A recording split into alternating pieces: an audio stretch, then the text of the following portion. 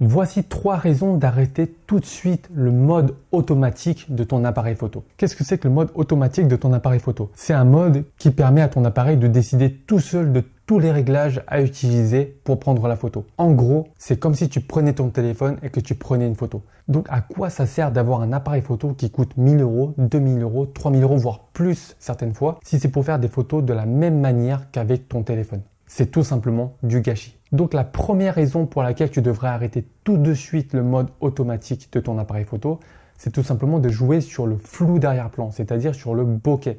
Si tu donnes la main à ton appareil photo de prendre une photo, comment est-ce que l'appareil peut savoir l'effet que tu souhaites donner exactement à ta photo?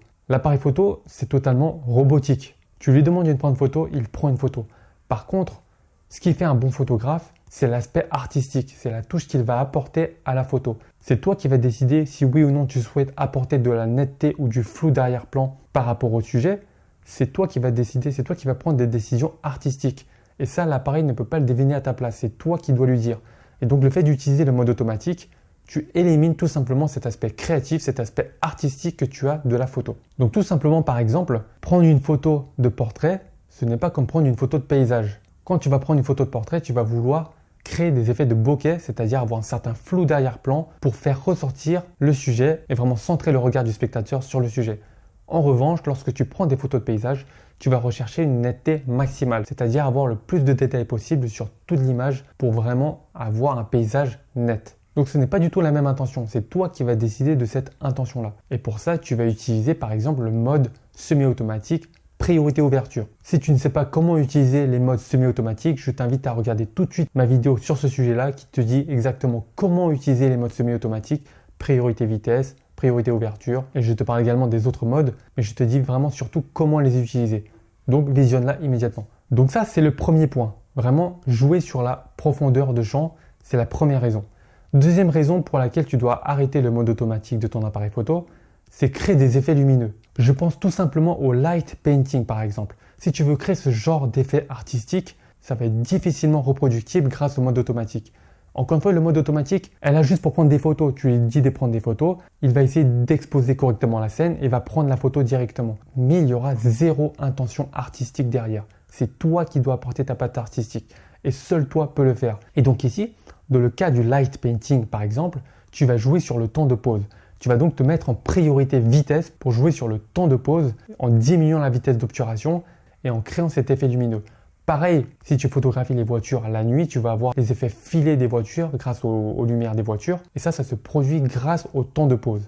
Et le temps de pause doit être maîtrisé, c'est une touche artistique que tu dois apporter toi-même à la photo. Et donc ça se fait par le biais de la priorité vitesse. Donc ça, avec le mode automatique, ça va être compliqué. Enfin, troisième raison d'arrêter tout de suite le mode automatique, c'est tout simplement dans des scènes où il y a une grande plage dynamique. C'est-à-dire où il y a une partie très exposée et une partie très sous-exposée. Donc il y a de très forts contrastes. L'appareil ne va pas être en mesure de faire la juste exposition ou exposer exactement comme toi tu le souhaites.